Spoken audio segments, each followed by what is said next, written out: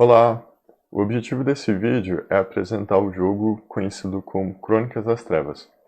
Como foi explicado no vídeo anterior, um RPG geralmente é dividido em sistema e cenário, sendo que o sistema é o conjunto de regras adotado para jogar e cenário é o contexto em que a história acontece.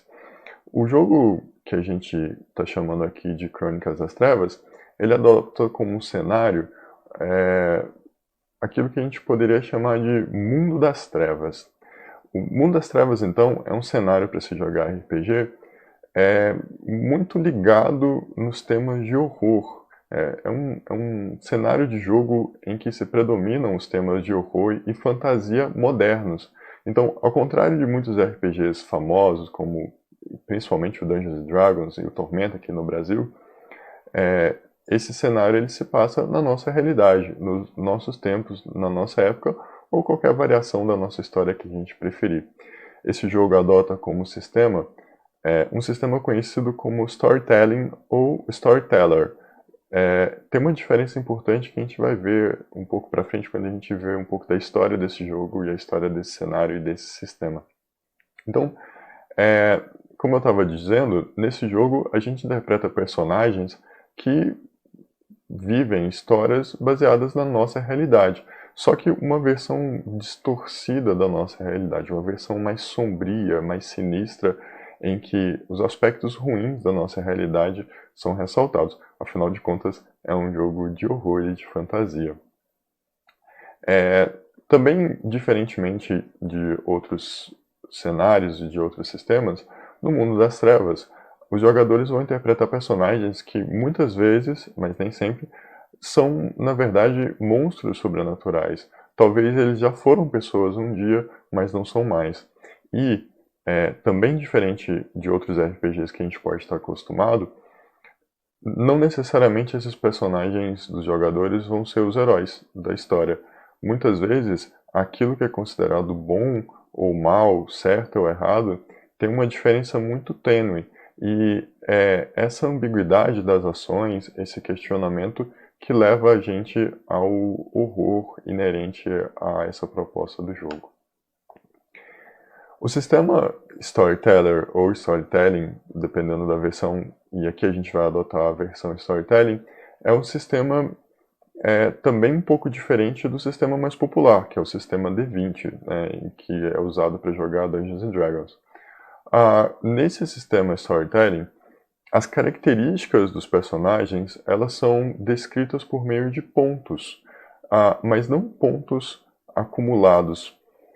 Imagine que é como se fossem aquelas pontuações que a gente atribui para um filme, né? Quando a gente diz que um filme é bom, a gente diz que ele é 5 estrelas, e quando a gente diz que um filme é ruim, ele é 1 estrela ou 0 estrela. A pontuação é usada nesse sentido. Então, ela não faz uma representação exata das capacidades daquele personagem. Ela é uma representação mais simbólica, muito menos precisa. E isso é feito de propósito. O sistema Storytelling, ele ficou famoso e conhecido por não tentar ser tão preciso e assim facilitar que a história seja mais importante do que as próprias regras. Quando ele foi proposto, era muito comum que os sistemas de RPG, e aí, de novo, o Dungeons and Dragons é um dos primeiros a gente poder usar nesse exemplo, mas eu acho que principalmente GURPS seja o melhor exemplo, tentavam reproduzir ou representar como as coisas acontecem na realidade de maneira muito exata. E aqui a proposta do sistema Storytelling foi justamente o contrário. Não tentar ser tão exato de maneira que os jogadores tivessem muito mais tempo e muito mais liberdade de ver e interpretar e experienciar a história, ao invés de ficar procurando e debatendo regras, especificidades de regras. Então, no sistema Storytelling, para a gente saber o resultado de ações que não são muito óbvias, que não são muito corriqueiras, os jogadores fazem testes usando um conjunto de atributos e de valores e da pontuação desses atributos como referência para a quantidade de dados. Então, se, por exemplo, ele tem características que resultam em 7 pontos, ele vai jogar 7 dados. E também, diferentemente de outros sistemas que usariam dados de 6 lados, que são aqueles mais comuns, ou dados com vários lados diferentes, como 4 lados, 6, 8, 10 e 20 lados, né, o famoso sistema D20, no sistema Storytelling a gente só usa dados de 10 lados. E aí, para cada número de atributo que você tem, você joga uma quantidade de dados equivalente. Então, se você vai fazer um teste de ação em que você tem atributos que somam aí 7 pontos, você vai jogar 7 dados e o resultado de dessa jogada é calculado separadamente. Então, a gente vai olhar para cada dado e ver que número ele saiu. No sistema Storytelling, especificamente, a gente só vai considerar como bom, como um sucesso. Então, aqueles dados cujo resultado for superior a 8, né? Um dado de 10 lados, então seriam os valores 8, 9 e 10. Para cada 8, 9 e 10 que sair naquela quantidade de dados que você jogou, você contabiliza um sucesso. E quanto mais sucessos a sua jogada tiver, melhor é o resultado daquela ação que você executou para a qual precisou fazer o teste. Falando um pouco da história desse sistema e desse cenário, o cenário Mundo das Trevas e o sistema Storytelling, eles foram criados em 1991 por uma empresa chamada White Wolf, quando essa empresa lança um jogo chamado Vampiro: A Máscara, que ficou bastante conhecido por inovar com esse sistema de regras menos precisas, né, que dão mais liberdade para os jogadores, mas também por trazer essa proposta de um cenário baseado na nossa realidade, ao invés de um cenário baseado em fantasia medieval, com um tema de terror, com um tema, né, assuntos mais maduros, uma ética e uma moral mais tênue e discutível, que foram muito inovadores na época. Então, por causa dessas características e várias outras que vale a pena a gente revisitar e examinar em um vídeo posterior, Vampiro: A Máscara foi um sucesso estrondoso, virou o estabelecedor, o paradigma de um gênero em si, e vários outros jogos semelhantes foram lançados pela mesma empresa, como Lobisomem: Apocalipse, Mago: Ascensão, jogos em que geralmente os jogadores interpretam seres sobrenaturais, da mesma forma que a gente estava discutindo anteriormente.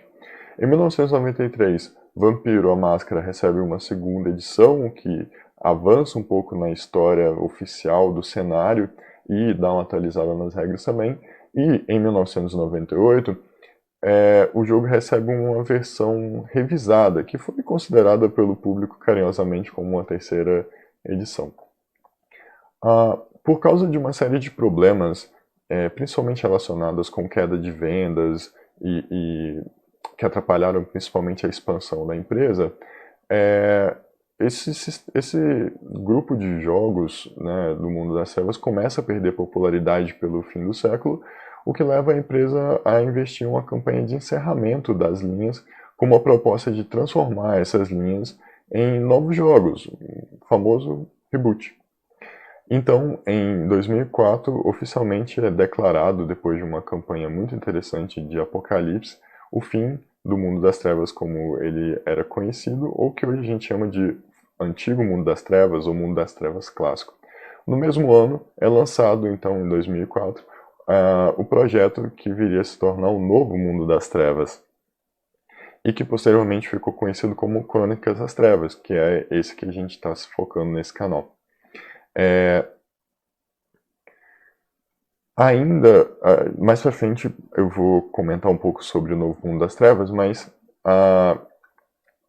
o Novo Mundo das Trevas não teve o sucesso que foi esperado.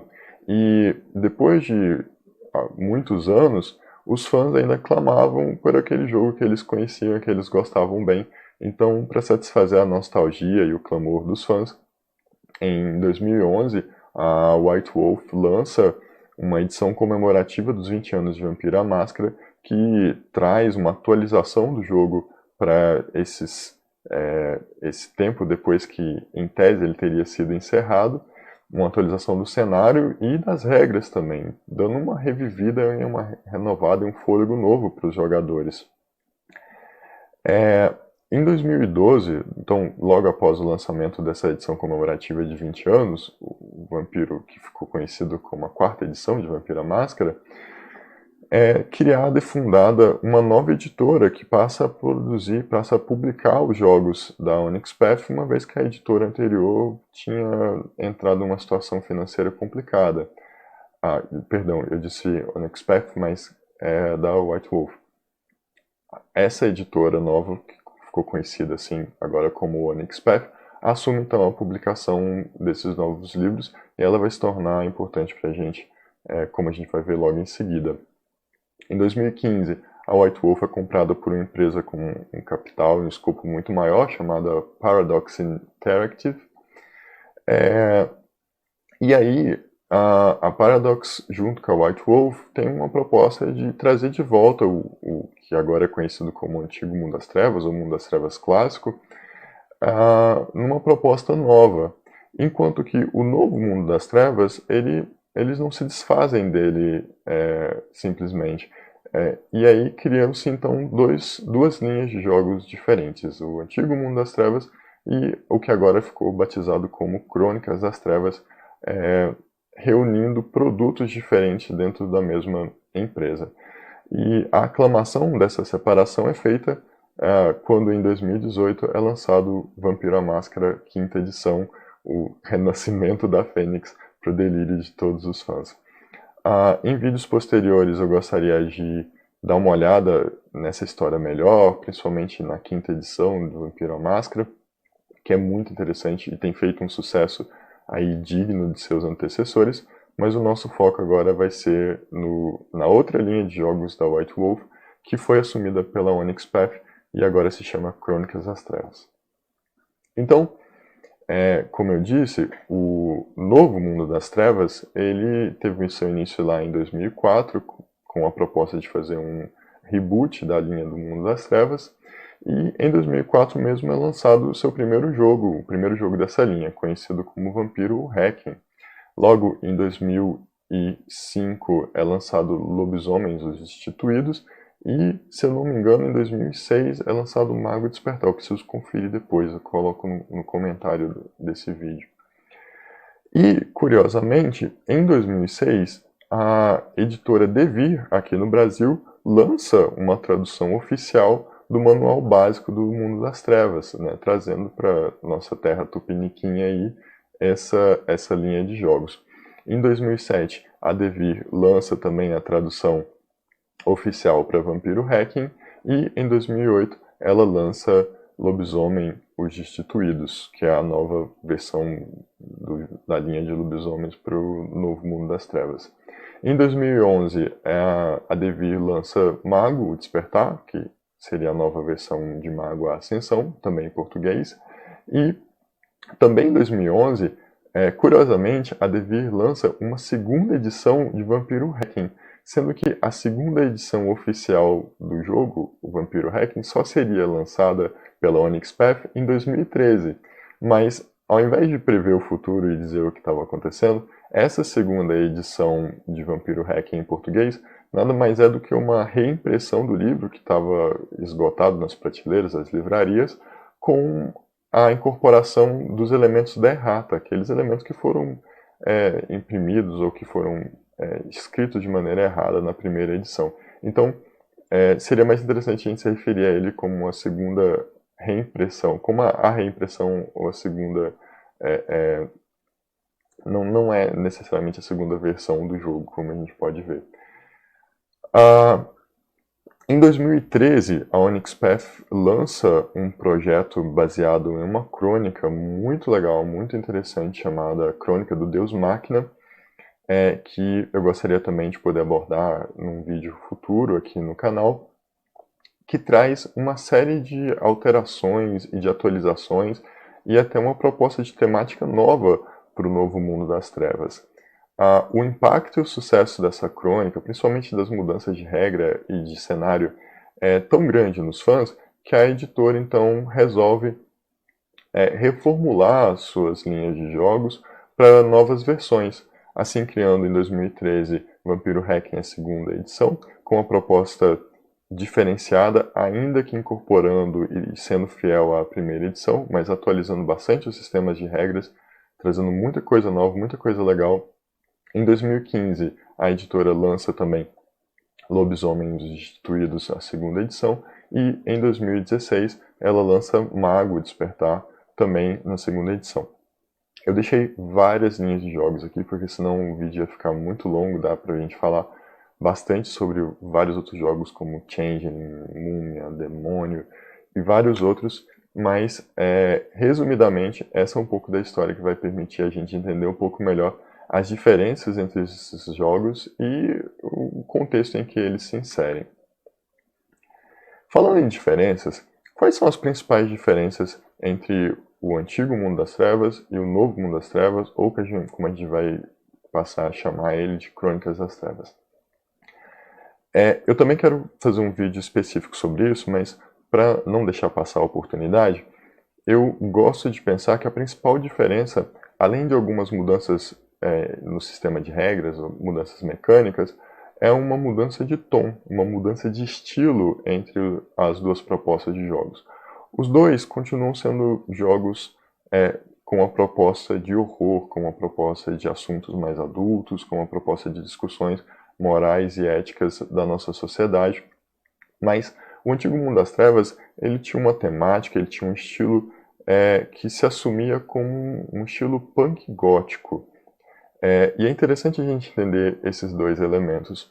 Gótico aqui é no sentido de sombrio, sinistro, né? Então a gente imagina edifícios imponentes, sombrios, ameaçadores, desdenhando da vida das pessoas lá embaixo, um sentimento que as pessoas têm constante de corrupção e conspiração, conspirações muito maiores e muito piores do que tudo que a gente já conheceu na vida real.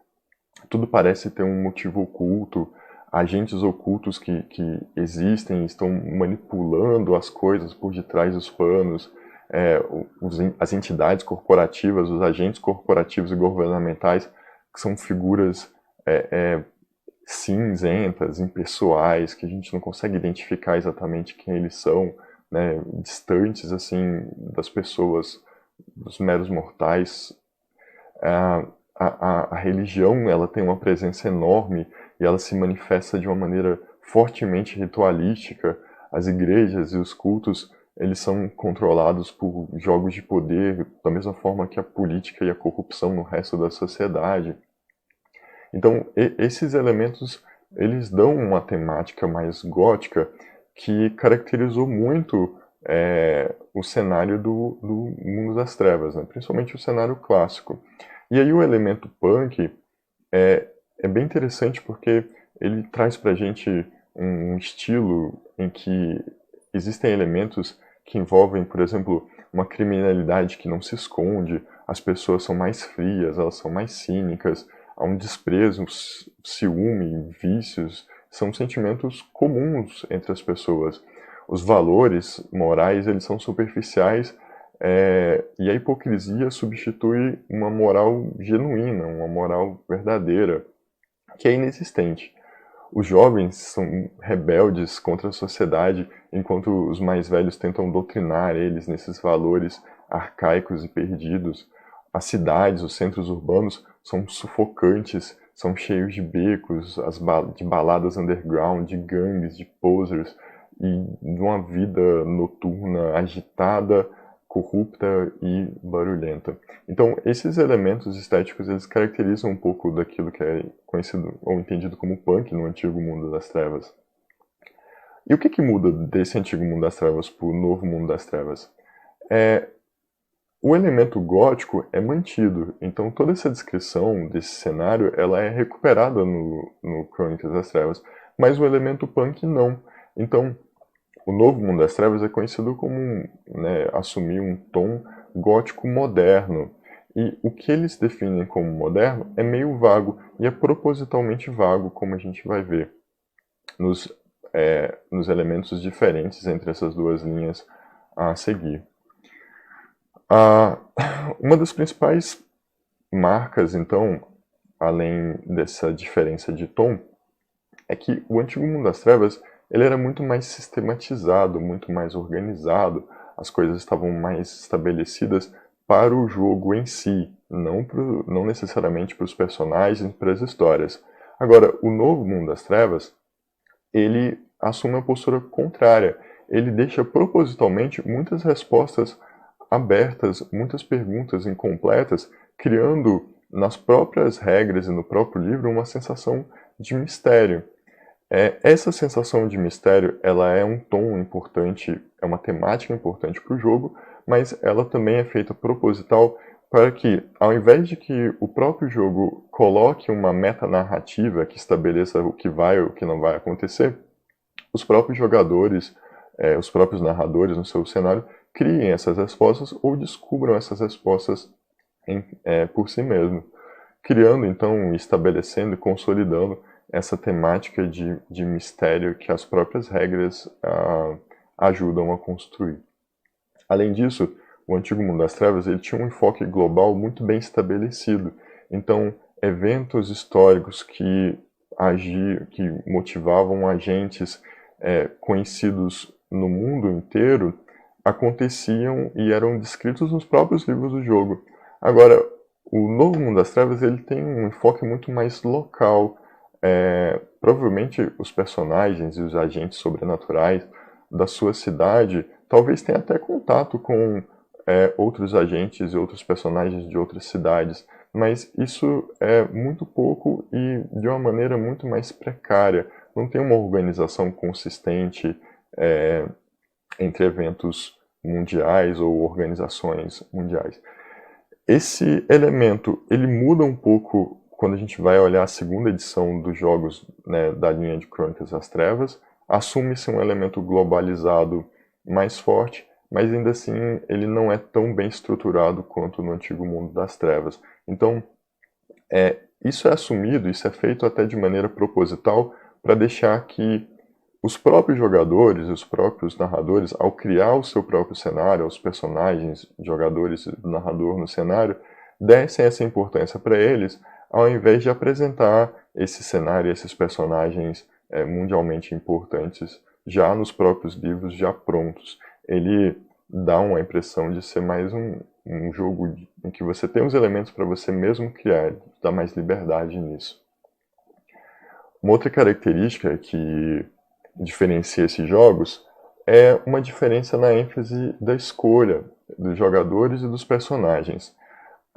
Quando a gente olha para Vampiro, A Máscara, Lobisomem, Mago do Antigo Mundo das Trevas, a gente tinha diversas opções de modelos, né, de templates, de splats, que os jogadores podiam escolher para os seus personagens. Eram dezenas de elementos diferentes que você poderia aplicar.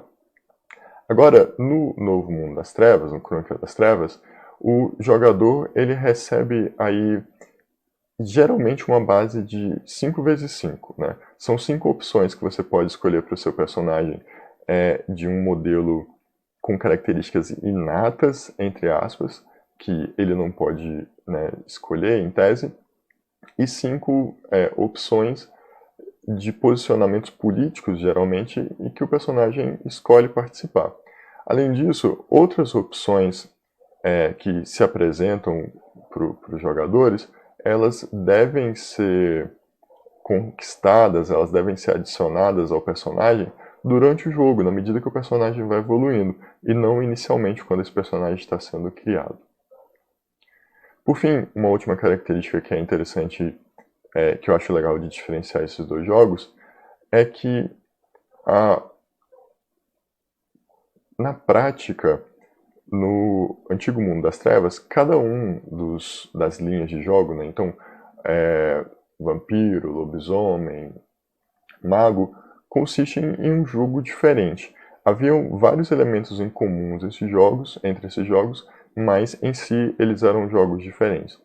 E no Novo Mundo das Trevas, não. Foi criado um sistema único que todos esses jogos utilizam e adaptam, mas não alteram em essência.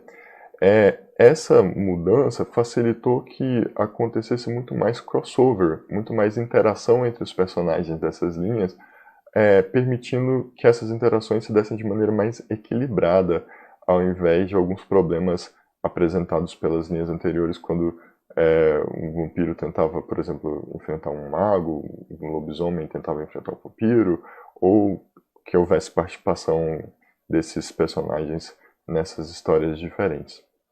Certo? Então, nesse vídeo eu tentei apresentar um pouco sobre o que é o RPG que a gente conhece como Crônicas das Trevas, sobre o sistema Storytelling, sobre o cenário do mundo das trevas.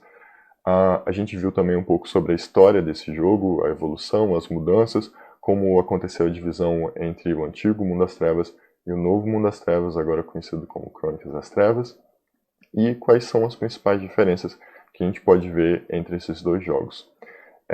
Eu espero que o vídeo tenha sido útil e que ele ajude a gente a difundir, divulgar e conhecer mais sobre esse jogo. Um abraço para todo mundo.